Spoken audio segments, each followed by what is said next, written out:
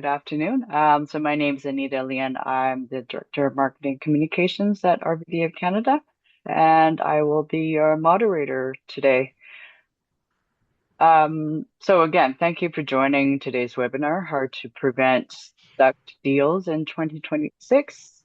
For So now. it's my pleasure to introduce Karen Kelly. She's the founder of K2 Performance Consulting, a sales transformation expert with over 25 years of experience helping business leaders turn stalled deals into closed revenue.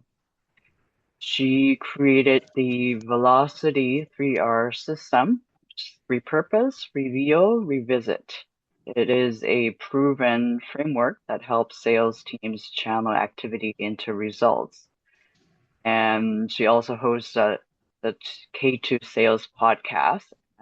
Also, she's sought after keynote speaker while focusing on rehumanizing the sales process and helping sales professionals shift from quota chasers to purpose-driven problem solvers. And with that, I'll hand it back to Karen. Happy New Year, everybody. I know the show season is starting on Thursday for Calgary and Halifax, so this is timely information. As Anita mentioned, it will be recorded. The workbook is in the chat, and you'll be getting the recording and all the links after this in form of an email, so you'll be set. So it is till, I have it scheduled for 60 minutes, but I have reserved 15 minutes at the end for anybody who would like to sit and actually apply the 3R velocity system. So if you have any stuck deals currently, if you have any deals in the past and you just think, I don't know what happened here, what did I miss? Or if you have any opportunities and you think, I really want to get in front of this so that it doesn't turn out to be a stuck deal, I've reserved 15 minutes for those people who want to work through them. Otherwise, at 60 minutes, you're free to go. Okay. Also, at the end, I have a draw. And so I'm going to select two people that have signed up for the webinar, and we have an online sales training. And so the value of a license is $700, and I'm going to draw two names so they can have access to the online sales training. Okay. So we have a lot to cover, and I'm going to get started. As Anita mentioned, I will pause in between to ask questions. If there's any questions we don't have time for, I will respond to them by email after. But it's going to be engaging. So I'm going to ask for feedback back and forth, and I'll let you know how I want you to respond. Do I want you to come off mute? Do I want you to enter in the chat box so I can get feedback as, is this new for you? Is this something that you are willing to try, et cetera, et cetera. So how to unstick your deals. First of all, show of hands. Actually, no, because some people's cameras are off. In the chat box, if you have currently a stuck deal, meaning there was some communication, there was some momentum, and it stopped or it slowed down, okay? Let me know. If you have that, put a 1 in the chat box. And if you don't, you're like, I'm good, everything's moving along, put a 2. So let's see what we're dealing with. Does anyone have any stuck deals? Okay, so I see there's one. There's a few ones. Okay, so there's a few ones. I mean, I have a 1, right? And so when we have the tools, we're in a position to be able to move those 1s to a 2, and that's the goal today. So before we get into the 3R system and how to solve these problems and these stuck deals, I want to start by highlighting the 3 realities or the 3 truths of what's going on in the sales landscape. And some of these are years in the making, and some of them are newer, okay? So the first one, has anyone here you can let me know in the chat box by saying yes or no. Has anyone read To Sell Is Human by Daniel Pink? Let me know if you've read that book by saying yes or no in the chat box. No. Okay. Okay, a lot of no's. That's fine. It's a great book. It's an easy book. And the premise of the book is that we are all in sales. Regardless of our title, there's always an element of influence and persuasion in anything we do. And so in the book, what he did is he evaluated a group of people, and he said, okay, I'm going to ask you a few questions. And the way he presented the data was in the form of a word cloud. So the bigger the word was the most respondents that selected that word. And the first question he asked them was, when you think of the word sales, what one word comes to mind? And before I show you what his audience said, type in the chat box, when I say the word sales, what word comes to your mind? Just quickly, don't overthink it. What word comes to mind? Let me know in the chat box. Purchase. Okay, Dylan, yeah. Money. What else? Buy. Okay, all these things. Yeah, persuasion, talk. Yeah. Car, assist, assist. Okay, relationship building. Good one. Yes. Okay, so I'm going to share what his respondents said when they thought of the word sale, when they heard the word sales. So the biggest word that came back was pushy. Then you'll see there's hard, yuck, difficult, ugh, sleazy. It's in there. Okay, so this is the perception of the audience. The next question he asks is, what do you picture? So, what do you see in your mind's eye when you hear the word sales? What do you guys, what do you see? What do you picture? Let me know in the chat box when I say the word sales. Okay, money. You see money. That's good. You see products. Oh, sleazy car man, sleazy car salesman, a man in a suit with slimy hair. Okay, Cassandra, good one. Okay, so our perception is a little negative. And funny you say that because this is what came back. A car salesman, used car salesman, slick, pushy, man in suit. Okay, so we are right in our perception. And the reason I share this is that despite us being the highest profession and leading in service, this is the perception of the buyers out of people, not even buyers. And so we know before we even get in front of our buyers, the chips are stacked against us. And so the reason I share this is that when we know this, we can intentionally show up different. Okay, because I've been in sales for 25 years, not a man, and I don't sell cars. But yet this is a label that's assigned to me, okay? The second truth or principle is, and this is by Gartner, the number one sales issue expressed by buyers. So when we talk to our buyers, the number one concern or challenge they have with us sellers, what do you think it is? Let me know in the chat box. They're complaining around the water cooler about us. What's the number one complaint they're saying? Salespeople are or salespeople don't. What do you think they're saying? They're liars. They pressure, okay? Liars. Not they don't answer my needs. They just want to make a sale. Okay, aggressive. And maybe this is coming from you've been at the receiving end of this, right? We're also consumers. And so maybe we've experienced this. And so the number one challenge is that they don't feel we understand their needs. So in a roundabout way, you're all saying that. Okay, they don't feel heard. And I was on a call the last week and I heard a stat that was actually disturbing, but I wanted to share it with you about trust because the whole you don't buy from anyone you know, like, and trust, right? That's what you're looking for. And since 1964 to today, trust has dropped from 74% to 20%. And the reason it's so low is because there's an accumulation of overstimulation, of digital communication, of email, of Slack. There's so much coming at us. And we don't know if it's a bot, if it's true. It's just overwhelming. And so this is not in a sales environment. This is human to human. Nobody trusts anybody anymore. Okay, so that's a pretty scary stat that we're down to 20% trust. Yes, Dan, Wow is right. Okay, and the third truth, and we're starting off a little bit of a negative here because we can turn it around. The third truth or principle is 56% of deals end or die or are lost due to indecision. And what I mean by that is the buyer says, yes, I want to move forward with Lizzie. I like her company. But yet it dies because the underlying emotion is fear. They are afraid to make a mistake. And so when we look at all these things, we look at the way they perceived us as used, slimy, pushy car salespeople. We don't understand their needs and they're afraid. I want you to pause for a moment and look at your approaches in the last year and just say, okay, could I have been contributing to any of this? With my language, with my email, with my follow-up? Was I a bit pushy? Was I me focused? Was I not listening? So just give yourself a mental number, 10 being, I was very good. I didn't do any of that, to 1 being, I'm a little guilty here. A mental note of what role you played in these 3 truths. Okay. And you don't need to share that, but it's just to say, okay, what's my starting point at? because I can only go up from there. Okay, so that's kind of the landscape of the sellers, of the buyers. I'm going to pause for a moment. Is there any questions, comments, thoughts, surprises on just that current state? I see Dan said, wow. Is there anyone that wants to come off mute and just quickly share any thoughts, any insights as to their feelings on that? If you do, I would invite you to just come off mute and quickly share what that is.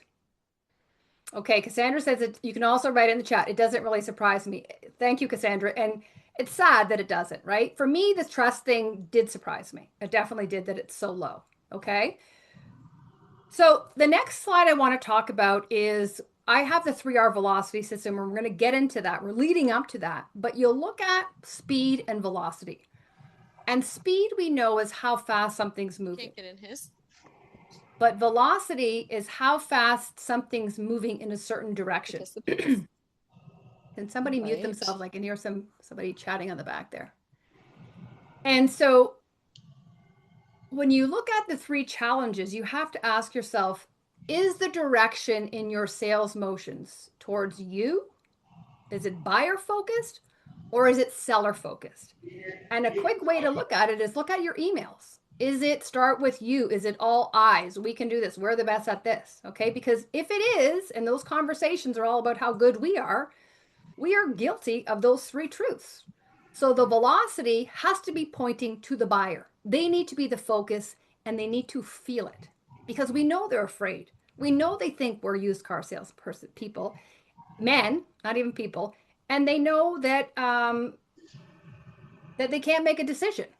Okay. So based on that, we need some tools to counter this. And this is a 3R velocity system. And the way or the reason I developed this is because I spent just over 20 years in corporate sales, selling equipment and software into hospitals around Canada. And a lot of times I was stuck. And when I looked at the 3 areas I was stuck, it was these 3 areas. And when I look at my clients now, it's the same 3 areas. Okay. So that's where this came about. And the order matters. So you'll see here at the top, 12 o'clock, we have the first one, which is reframe. Then we move to the 3 o'clock and we have reveal. And the third one is revisit. Okay. So just quick definition, reframe starts with us. How can we shift our perspective and check in with ourselves first? So before we engage with our prospect, whether it's at a show, a dealership, on a Zoom call, on a phone call, are we checking in with ourselves to see how we're showing up, what energy we're projecting, or are we just rolling with it? Okay. Unaware of what we might inadvertently be bringing to the deal. Okay. The second one is reveal. How can we lead with honesty, with transparency? Because when we can do that, we build trust and permission for the buyers to be real. They start mirroring us. Okay. And the third one is revisit, is how can we get back to the sales fundamentals, the tried and true commitments that have stood the test of time. Okay. Because everyone's looking for the silver bullet now, the new prompt, the new piece of technology. Doesn't work. Okay. It's like losing weight. It's calories in, calories out. It's not sexy, but it's those basic commitments that work. And so when we follow them, we create alignment and we advance deals. So we prevent them from getting stuck.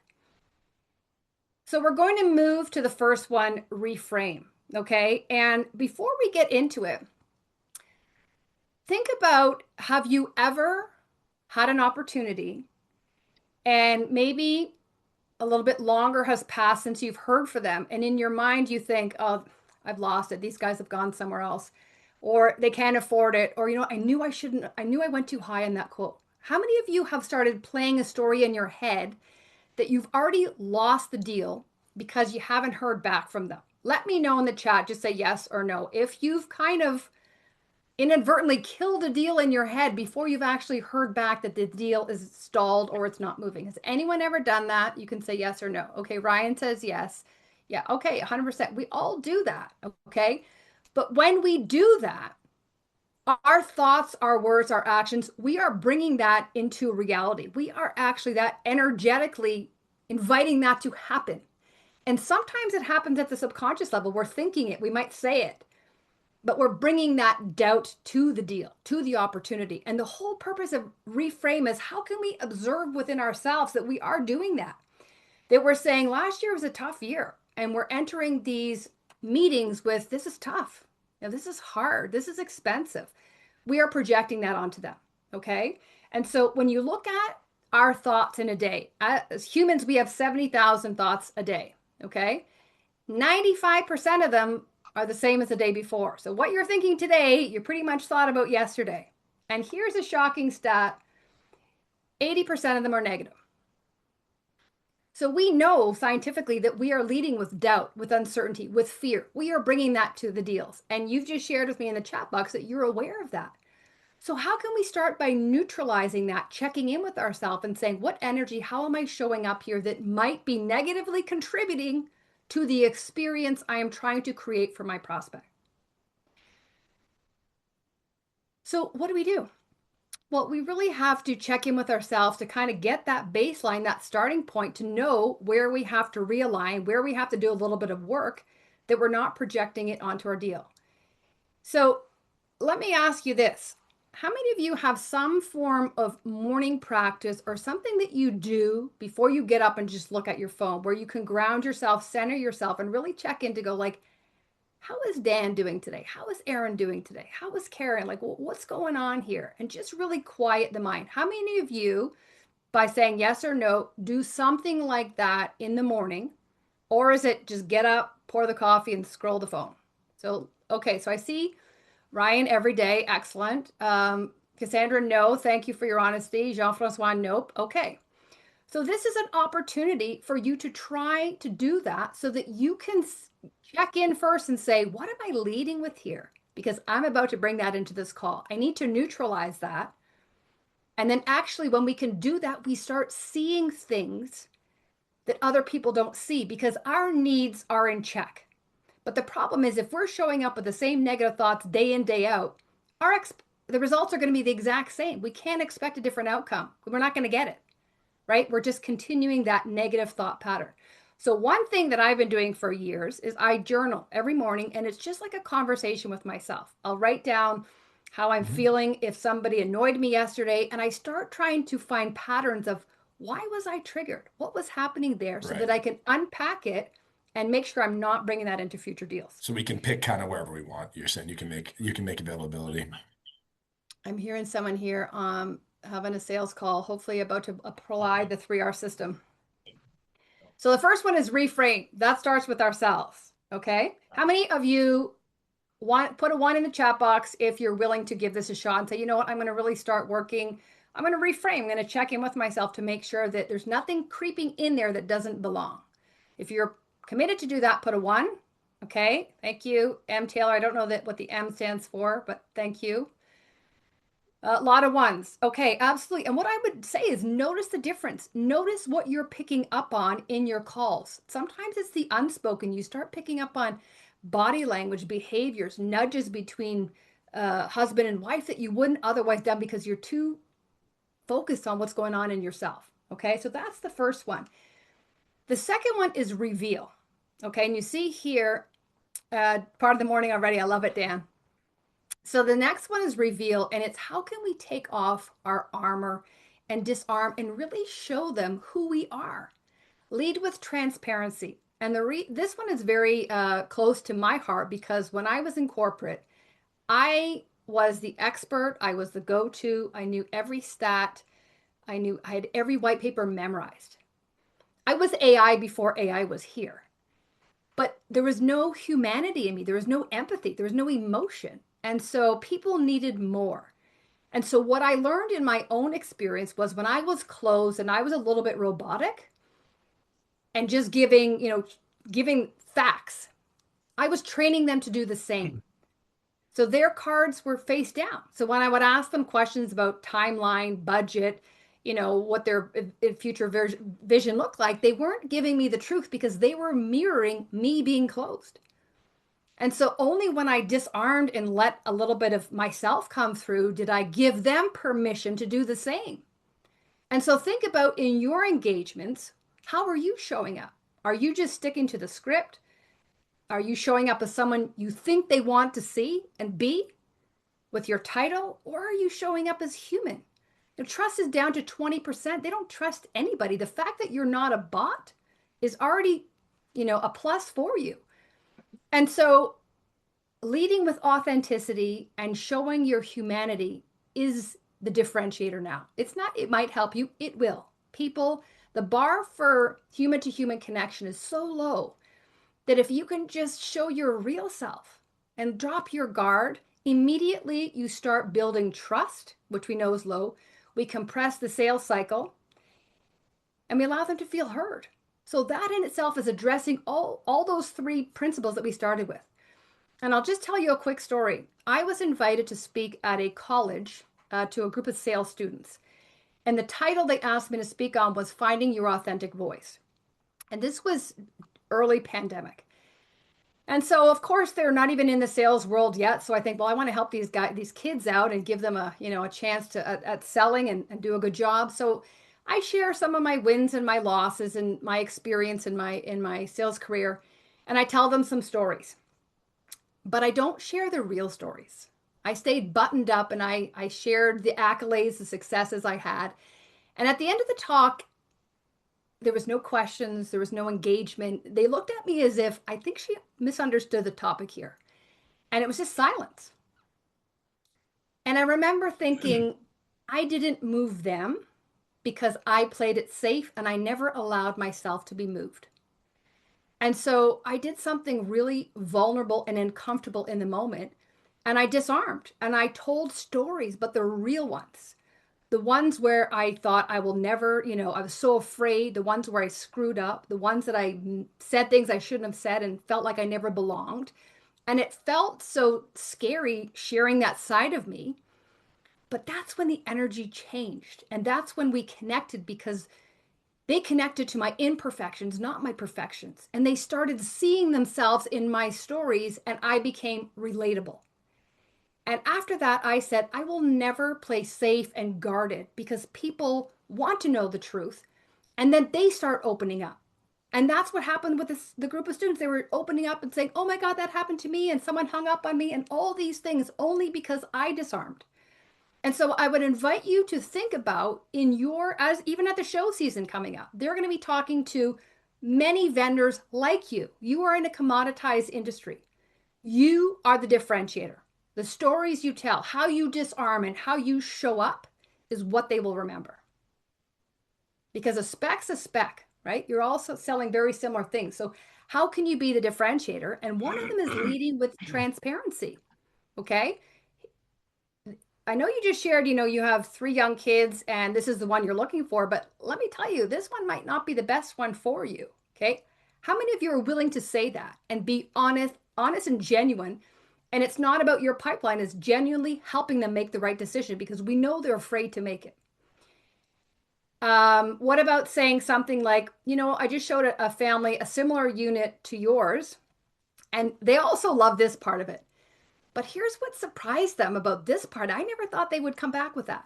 How can you share that? You're introducing a little bit of reality, but if they didn't like it, be honest, tell them that. It's not that they're not going to buy, but allow them to see the full picture so that we know they're afraid. They can start loosening their grip and going, I think I can trust this guy because he's really telling me the truth. No one else is telling me that. They're painting this picture that everything's perfect and amazing, and it's not. So how can we lead with transparency and even call out what you hear? If there's hesitation, if there's fear, uncertainty, doubt, if the husband's kicking the wife or the wife, call that out. Hey, looks like we got some questions still uncertainty here. What else do we need to go through here? Looks like that number just kind of, I saw your eyes roll back a bit. Let's break it down a bit. What part of it do you need me to walk you through? Don't dance around that. Okay, so that's what they're looking for. And that's revealing. And then when you ask them the questions, the hard questions, you've given them permission because you've modeled the behavior. They will reveal back. And only then are you in a place to have a true conversation. Yeah. Right? He just swear in there? Who? The guy. I never heard him swear. Okay.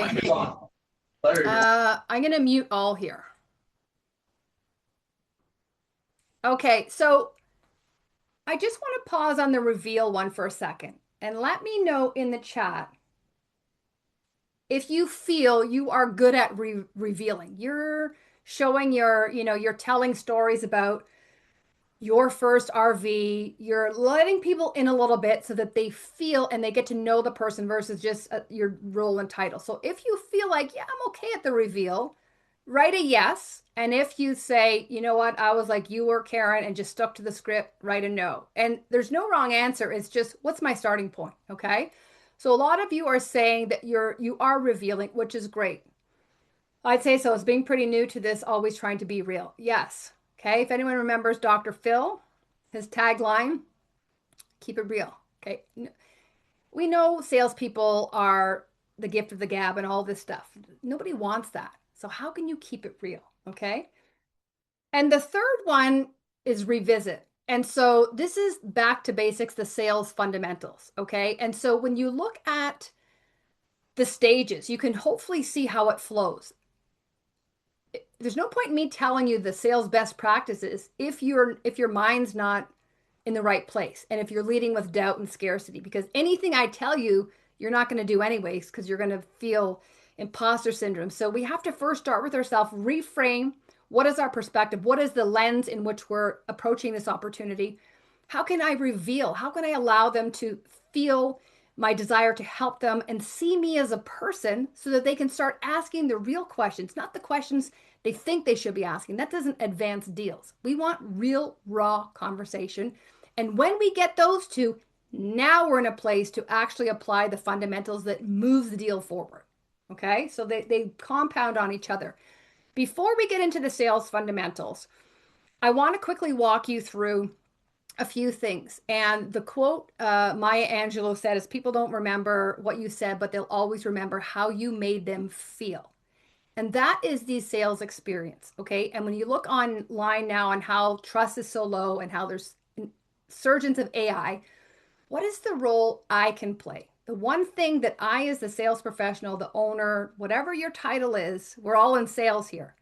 So I want to just highlight the percentage of each component of the sales process. So your company and your brand impact represents 21% of customer loyalty, of if they're going to buy, if they're going to become an evangelist and tell their friends about you. Okay. So your company and your brand make up 21% of that decision. Your product and your service delivery make up 16%. Your value to price ratio is 12%. The reason they buy, the sales experience, this is you, not your team, you. Let me know in the chat box what percentage you think you play in customer loyalty and them buying from you, from your dealership, knowing all the price, product, brand, those are outside of that. Let me know what percentage you think it is. Okay, Cassandra says 100, Dan says 51, Ryan says 51, 60 to 70, Luke. What else? 40%. Okay, so, if you do the math, it's basically 100 minus these three. So those who said 51 are correct. Okay, so think about all the areas when we show up, how we think, what does it matter? They're going to buy anyway. More than half the reason they buy is because of you. And so if you are having a bad day, if you are upset over tariffs, over the economy, and you're projecting that onto them and you're staying closed, that 51% is at play. Okay? So this is not to scare you, it's to let you know the role you play matters. Now, knowing the customer experience important we play, I want to add another element. So what percentage of sales goes to the person who responds the first? So now we're throwing speed into it. Okay, this all contributes to the customer experience. So somebody comes onto your website, has an inquiry, they send you an email after a conference, after a show. What percent of sales goes to the person who responds the first? So in the chat, let me know A, 64, B, 72, C, 78, or D, 86. So I see a mix here, D, B, A, D, D. It's hard to say what, I feel like there might be more Ds. It's C, 78%. So speed matters. Okay. And think about when you want to buy something, you want to meet them when that emotion is high. You're going to a deal, you're going to the show season right now.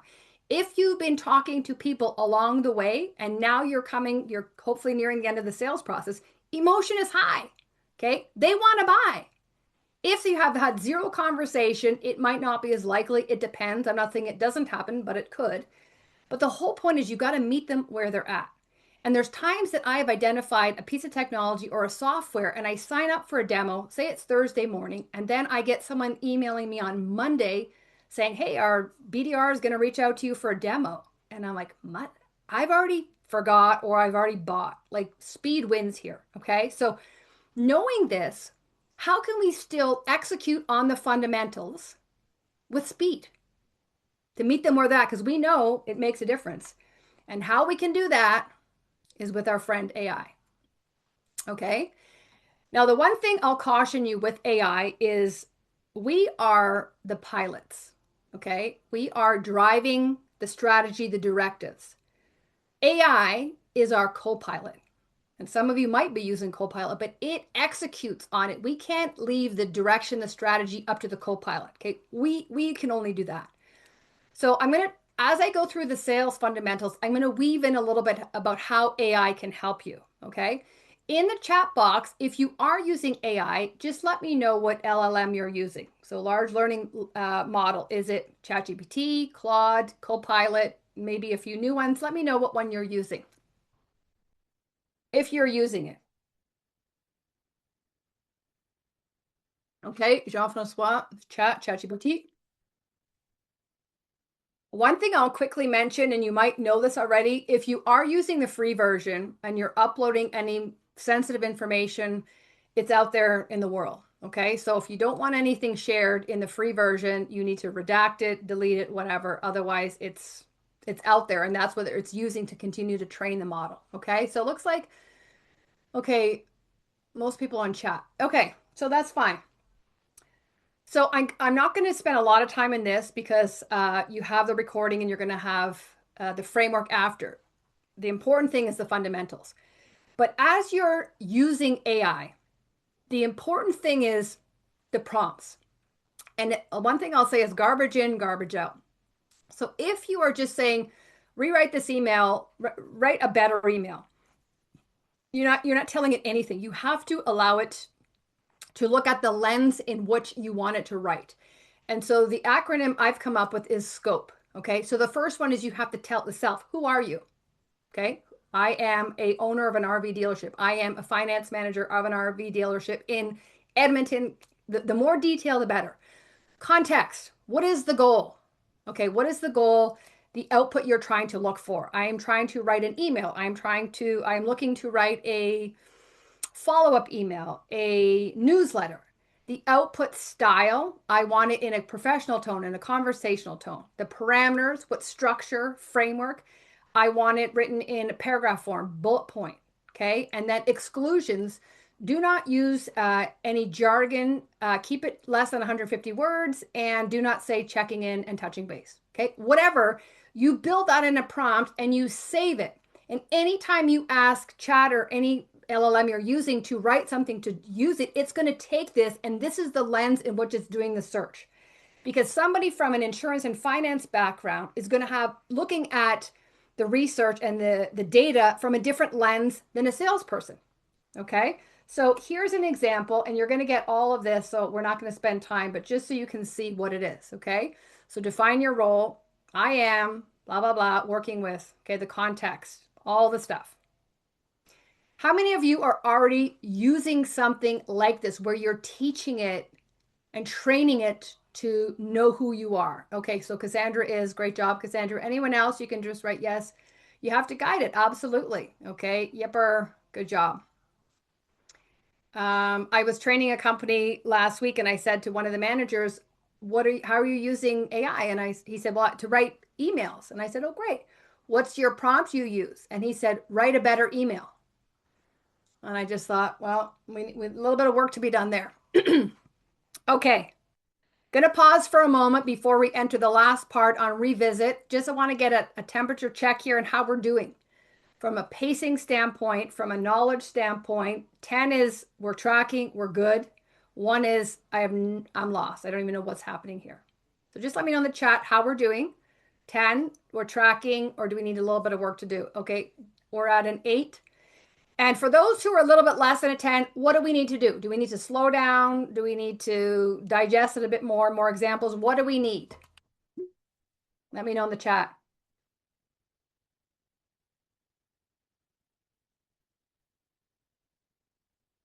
Okay. We're moving on to the revisit part. These are the sales fundamentals. So there are many of them, but I've just chosen a few to talk about today. And the first one is, okay, Dan, I get it. Yeah. What is my role? So we've heard the buyers. We know they're afraid. We know how they think of us. We know they don't feel we understand their needs. Knowing that, what do you think your role is? Let me know in the chat box. Like, what is I know your title, but what are you trying to do here? Educate, great, yes. Problem solver, yes. Help people camp, absolutely, yes. Solve their problem, yeah. And I would even say, I'm going to call you Taylor because I don't know your first name. If you want to let me know what it is, achieve their goal, achieve their dream. They might not have a problem. Okay, I'm like an outdoor guide. I love that. Get to know your customers and guide them. Yes, but are we taking the time to get to know them and to reveal about us so we can get to know them on a deeper level? Okay, so all those things. So know your role. Your role is to guide them along a journey so that they can confidently make a decision. And knowing that that decision might not be you, but if you follow a process and you are there to genuinely help, then that is your job. And the reason I say confidently make a decision is because we know that 56% of deals are ending in indecision and they're afraid.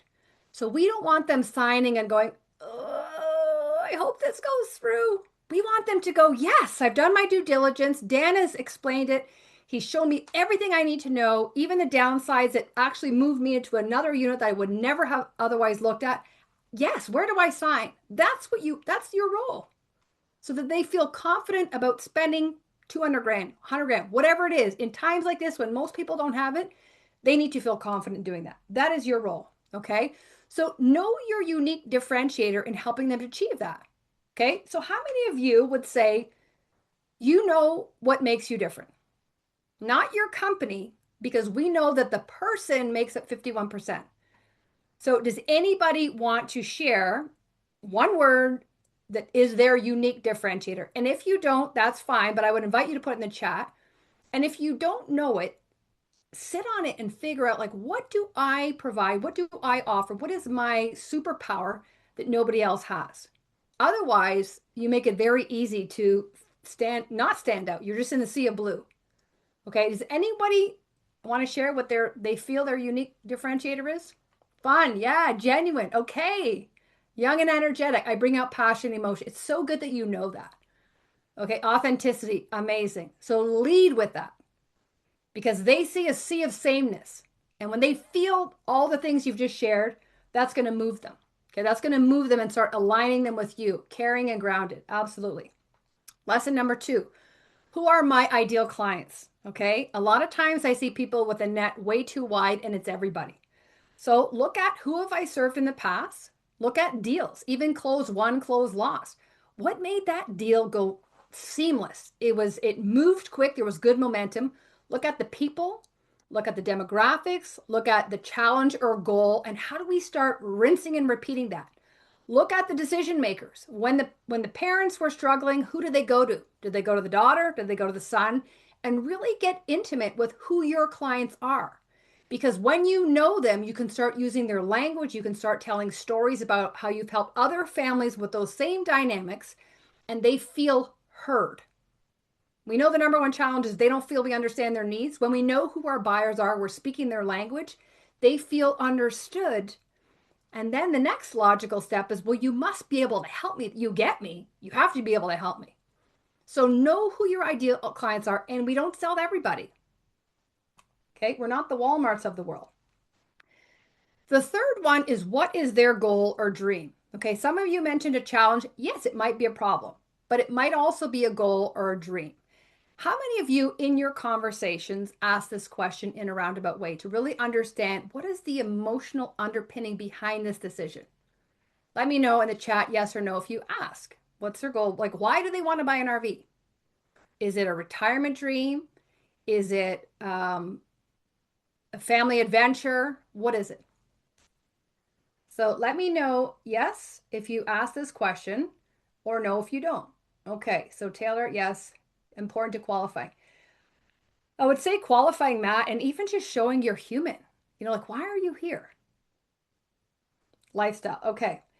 And the reason this is so important is because I want to get into a little bit of brain psychology here. And there's two parts of the brain.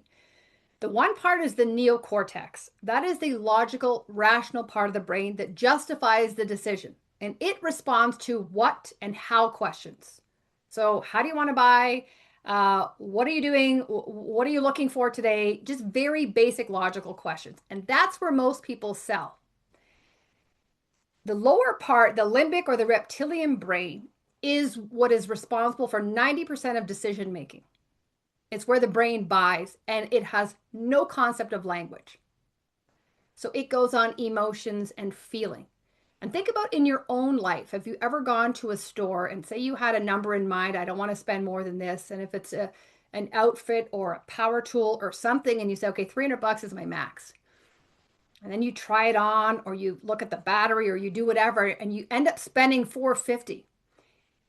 You went over, but your brain will justify the logic behind the additional $150 because of the feeling it made you feel. Okay, you felt confident, you felt empowered, you felt whatever that feeling is. Our buyers are the same. So they buy on emotion. So let me ask you that, knowing that we want to elicit some kind of emotion in them, otherwise we're just the same. We're going through the BTU ratings, the specs, we're no different. It's a sea of blue. Let me know in the chat box, what are some things we can do in our sales motions, whether it be in the showroom, on your, the shows coming out now, across Canada, on the phone. What can we do to elicit emotion? Or what are you doing? Let me know in the chat box. We know this is how they make a decision. They experience how they will enjoy camping. Yes, absolutely. And with emotion and language, what else can we do? Project what they feel. You can project it, and you can even ask them, and you can share. Be engaging and part of their dream. Share your own life experiences. Yes, all these, this is emotional. Help them see and feel their goal. Ask them about their experiences. So who said that? Help them see and feel their goal. Like Cassandra, our goal is to paint a picture in their mind's eye of what that future beautiful picture looks like. And so storytelling is a big part of it. Okay, paint a picture in that future state that they can see themselves in the picture. Now you have to use, the similar family. You're not going to, tell a retiree how they can enjoy water parks in Western Canada when they're not going to be doing that. But really paint a vivid picture that elicits emotion and they can see themselves in it. And when you do that, you unlock and you activate that limbic part of brain, which is responsible for decision, for trust, and for loyalty. But so many people are just going through the stats, and this is what we have. And let me show you the bunk beds. Everyone, they all have that. But those who take time to truly connect and understand what that emotional motivation behind this purchase is are the ones that are going to win, because they're winning trust and they're allowing their buyer to see that future state while making them feel safe, while revealing a little bit about themselves. All these things come into play. Okay. The fourth lesson of the sales fundamentals is the follow-up. And I would say in most folks I work with, follow-up is after 2, they're not going to buy. They were never going to buy. And what I'll tell you is it's 8 to 14 touches, and a touch is a different, a LinkedIn, an email, a text, up to 14 before you get a response. So it is all in the follow-up. And I know you've heard that 1,000 times, but it is. So what I want to stress today is multi-channel following up. Okay. Are you getting them on the phone? Do they like talking on the phone? Are you scheduling a Zoom call or a Teams call? Are you arranging a time at the show? I know you're going to be at the show. Why don't we pencil some time Wednesday just before it opens where I can actually give you some time? Okay. Are you on LinkedIn? How many of you saw the video that I posted? I shared a video and I did that for a few things. A, to communicate a message, but B, video is huge. And all you need is your cell phone. You can walk around your unit and say, hey, we got a new one on the lot today. Thought of you, and just do a quick scan of it. But when you think about that other slide of what it does, it activates emotion. They see a person. They know it's not a bot, and there's feeling. If you were just to text that or write that, there's no tone or emotion, and they can see you and they can feel your desire to help them. And if you've never met them, when you do meet them, there's this feeling that we've already met because we've seen each other on video. Okay, so if you're not using video, I highly, highly encourage you to use it. I think it's up to 3 times higher response rate and open rate. So anyone that wants more information on that, let me know, because I'm a huge proponent on video. So basically, you need to be following up. Try a multi-channel to see what's working. Okay. I sold units on FaceTime. Excellent, Terry or Taryn. Good. Yes. Never surrender. Never surrender, because you know what? It's never on our timeline. And there's deals in my business that I'm closing now that I was talking to them over a year ago, right? So if you know you can help them, some people say I'm sending the breakup email. There's nothing to break up from. If you can help them out, you stay connected until those lines cross, okay? And the 5th one, how can I help them decide? Okay? And what I mean by this is, if we've held space for them the whole time, we've connected with them, we've got ourselves in check, we've told stories, we want to make it safe for them to decide.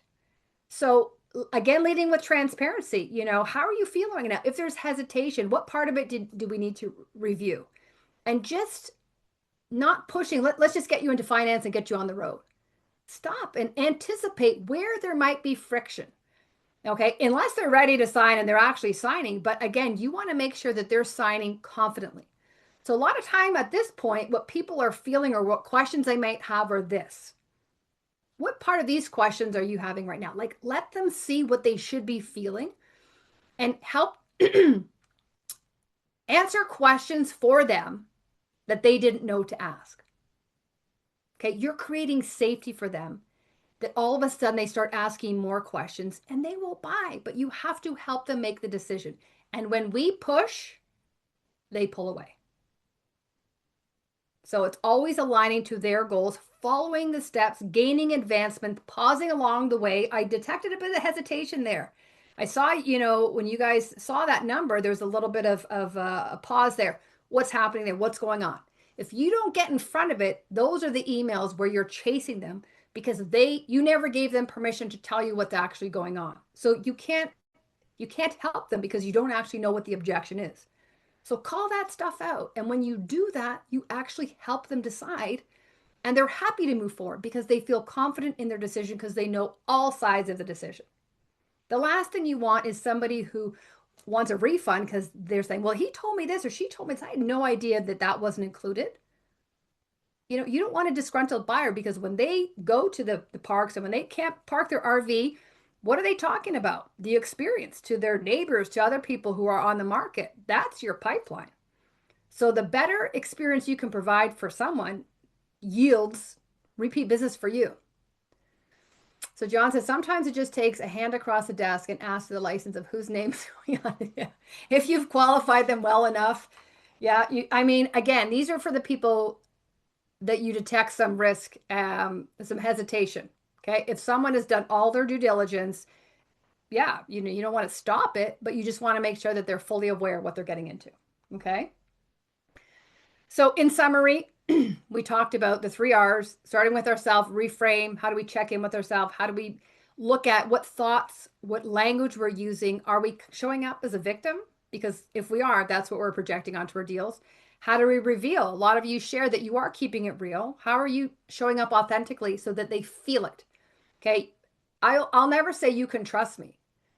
I will show them that they can trust me. They will feel it, because I always say to my kids, talk is cheap. I can say all those things, but if you don't feel it, then I'm not demonstrating it. Okay. So how do you reveal the human side? And the third one is revisit. How can you go back to the fundamentals, the basics that works? Okay. When we skip steps and we're trying to cross the finish line too early, they feel it and they'll stall. That grip tightens right back up again.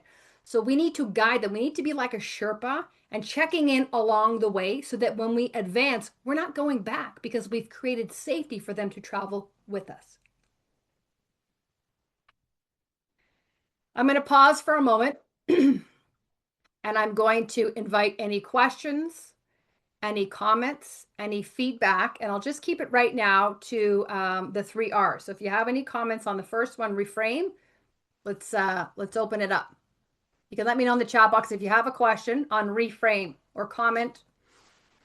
This is what you can do internally to yourself. Okay, whether you're journaling, whether you're just taking some quiet time in the morning to really look in and say, what is going on today? Why did I snap? What do I need to work on? Okay, what about reveal? What questions, comments, feedback do you have on reveal where you're showing your human side? Okay, let them see that you're not a bot, you're not ChatGPT, that you're there to provide an experience and serve them. Any questions or comments on the reveal? And you'll notice in your workbook, you have questions for yourself. This is just a starting point. You also have questions for your prospect.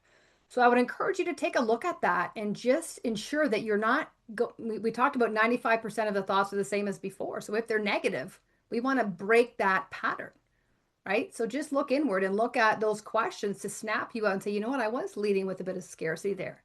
I was pushing them because, Q1's coming up and I'm feeling the heat.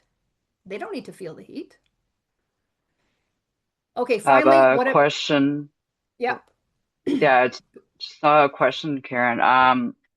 So since that we're heading into the show season, though, do you really have the luxury of time to go through these steps and really evaluate what you're saying when you're in a high pressure environment where you're surrounded by so many dealers and potential customers? Yeah, thank you for the question, Anita. It's a great question. And one thing I'll say is if you don't take the time, then you're just reactive and you're being taken. You're going with emotions. And so the first one, the reframe starts before the show. This is how you show up in the world, whether it's to your spouse, your family, your colleagues, your customers. This is just ensuring you know what's going on.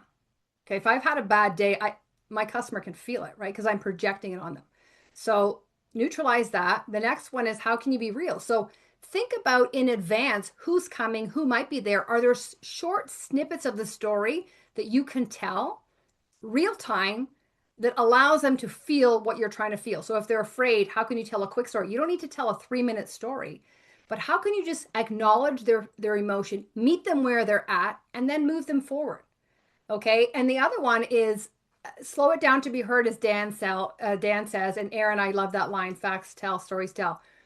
Because when you can slow it down for a moment and not be caught up with the hype and the speed, you're going to be different because everyone else is running at that pace. We can do this. We can do this. Sure, we can. And as a customer, you're just like, no, you can't. Like I'm being fed a line here. So I feel if you can just take a step back and just say, I'm just curious where that question came from or what prompted you to ask that. That's different in itself.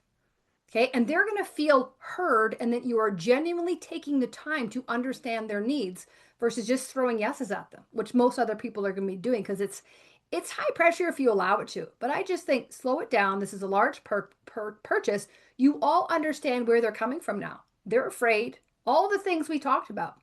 Okay. There's fear going on there. They don't think we listen to them. Show them different. Make that your differentiator so that when they go to the booth next door, they're like, wow, that was a typical sales experience. I'm going back to Dan because he actually made me feel heard and like a human. So that's how I would address that question. Anyone else have any comments, questions? The first two and about revisit the sales fundamentals.